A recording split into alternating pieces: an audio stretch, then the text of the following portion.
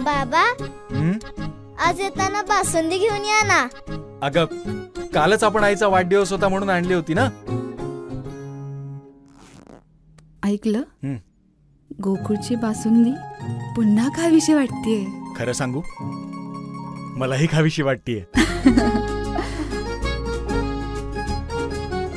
पुन्हा पुन्हा खावीशी वाटणारी गोकुळ बासुंदी. 5,000 रुपयाला जिथे रूम कोण घेत नव्हता भाड्याने, तिथे 25,000 रुपये भाड्याने रूम मिळत नाहीये त्या ओरोस मध्ये. कारण काय? एकच कारण की त्या ओरोस मध्ये, सिंधुदुर्ग नगरीमध्ये आमचे तत्कालीन मुख्यमंत्री उद्धवजी ठाकरे यांच्या कृपेने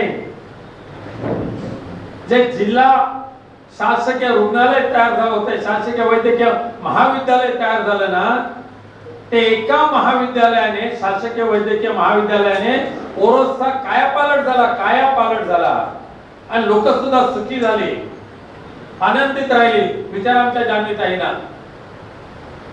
पण दुर्दैव असं आहे की 1,000 कोटी रुपयाचे शासकीय वैद्यकीय महाविद्यालय तिथे मंजूर झालं. आमच्या सावंतवाडीकर सुद्धा काही जणांनी मला खूप त्यावेळेला पाठिंबा दिलेला आहे. डॉक्टर साहेब, इतर पत्रकार आहेत, हे समोर बसलेले माझे पत्रकार आहेत, सातत्याने लेख लिहून त्यांनी पाठिंबा दिलेला आहे. पण दुर्दैवाने 1,000 कोटीचा सदुपयोग आजही होत नाही आहे. आताचे सध्याचे आरोग्य मंत्री त्यांना 8% कमिशन मिळालं नाही. ते सॉरी, ठेकेदार 8% द्यायला तयार होता, पण म्हणे त्यांना 12% कमिशन पाहिजे होतं, टक्केवारी ती मिळाली नाही. पण आपल्या सिंधुदुर्ग वैद्यकीय महाविद्यालयाचं, शासकीय वैद्यकीय महाविद्यालयाचं 6 महिने टेंडर होऊ शकलं नाही. टेंडर होऊन त्याला वर्क ऑर्डर देऊ शकले नाही. मग पत्रकारांनी ज्यावेळेला याच्यावर आवाज उठवला, त्यावेळेला आता कुठे ते इमारतीचं तोडकाम चालू झालं, पण त्यावेळेला मंजूर झालेली इतर शासकीय वैद्यकीय महाविद्यालय, अलिबाग असेल, सातारा असेल, इकडे महाविद्यालय उभी राहिली. पण सिंधुदुर्ग मध्ये शासकीय वैद्यकीय महाविद्यालय होऊ नये ह्या विचारांचे सुद्धा सध्याचे राज्य करतायत. का त्यांचं शासकीय महाविद्यालय चाललं पाहिजे, त्यांचं खासगी महाविद्यालय चाललं पाहिजे, त्यांचं खासगी हॉस्पिटल चाललं पाहिजे.